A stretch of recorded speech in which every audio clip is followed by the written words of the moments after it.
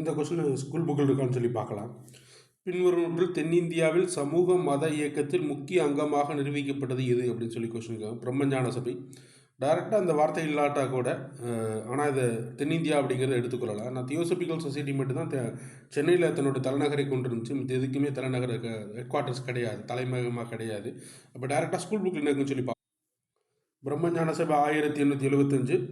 இந்தியாவில் அறிவார்ந்த மக்கள் தங்கள் மேற்கிந்த அறிவொளி பரப்பும் இயக்கங்கள் விழிப்புணர்வு அடைந்ததாக உணர்ந்த நேரத்தில் மேல் நாடுகள் சிந்தனையில் ஒரு சோர்வு ஏற்பட்டு அது ஆன்மீக விடுதலைக்கு கிழக்கு நாடுகளை அணுகியது. 1875 பிளவர்ஸ்கி என்பவரால் தொடங்கப்பட்டு 1882 தலைமையிடம் சென்னை அடையாற்றில் அமைந்தப்பட்டது. கீழே பாருங்கள், தென்னிந்திய ஆதரவாளர்கள் பல பெற்றிருந்தது. இந்த இந்து பாரம்பரியத்தை மேற்கிந்திய அறிவு ஒப்புக்கொண்டது இந்த பெருமை கொண்டனர் அப்படின்னு சொல்லி தென்னிந்தியாவில் பல பகுதி பிரம்மஞான சபை கிளைகள் உருவாகினு சொல்லி கொடுத்துருக்காங்க. பெரும்பாலும் தென்னிந்தியாவில் முக்கிய அமைப்பாக இருந்தது அப்படிங்கிறத டைரெக்டாக மென்ஷன் பண்ணுறாங்க.